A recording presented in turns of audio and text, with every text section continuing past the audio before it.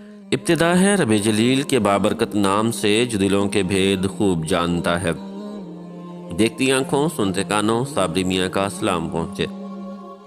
ناظرین محترم، بنی اسرائیل میں ایک نوجوان تھا، بہت خوبصورت اور نہایت پاک باز۔ وہ نوجوان ٹوپیاں اور ٹوکریاں بنا کر بیچتا تھا۔ ایک دن بازار میں ٹوپیاں بیچتے بیچتے بادشاہ کے محل کی طرف نکل پڑا۔ محل میں ایک حسین شہزادی کی اس پر نظر پڑی تو اس نے اپنی خادمہ کو بھیج کر اس نوجوان کو بلوا لیا۔ نوجوان سمجھا کہ شاید شہزادی صاحبہ نے کچھ خریدنا ہے۔ وہ خادمہ کے ساتھ محل میں داخل ہوا تو خادمہ دروازہ بند کر کے باہر سے چلی گئی۔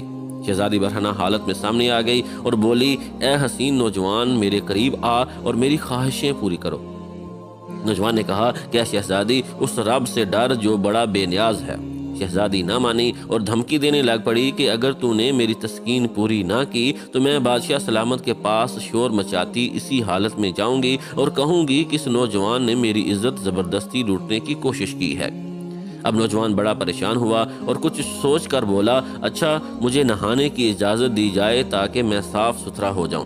شہزادی بولی، ٹھیک ہے، پر یہاں نہیں نہانا تم نے، کیونکہ تم بھاگ جاؤ گے۔ تم اس خادمہ کے ساتھ 40 فٹ اوپر محل کی چھت پر جا کر نہاؤ۔ نوجوان مان گیا اور اوپر چلا گیا۔ وہاں جا کر جو اس نے دیکھا کہ اب کیا کروں تو اس کے ذہن میں اس کے سوا اور کوئی حال نہ آیا کہ 40 فٹ سے چھلانگ ہی لگا دی جائے۔ اس نے چھلانگ لگاتے وقت دعا پڑھی، اے اللہ پاک، مجھے تیری نافرمانی پر مجبور کیا جا رہا ہے اور میں اس برائی سے بچنا چاہتا ہوں۔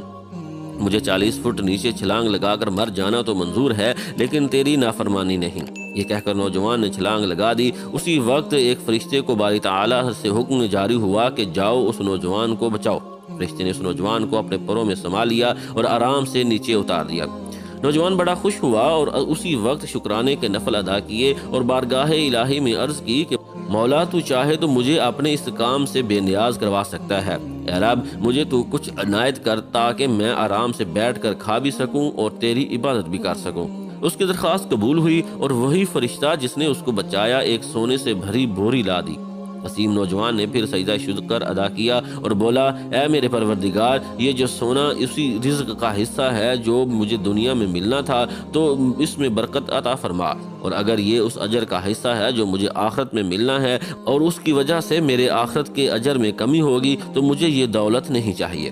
نوجوان کو ایک غائبانہ آواز آئی، یہ جو سونا تجھے عطا کیا گیا ہے اس صبر کا 17واں حصہ ہے جو تو نے اس گناہ سے بچنے کے لیے کیا۔ اس نوجوان نے کہا، اے میرے مالک، مجھے ایسے خزانے کی حاجت نہیں جو آخرت میں میرے اجر میں کمی کا باعث بنے۔ چنانچہ نوجوان نے جب یہ بات کہی تو سارا سونا اسی وقت غائب ہو گیا۔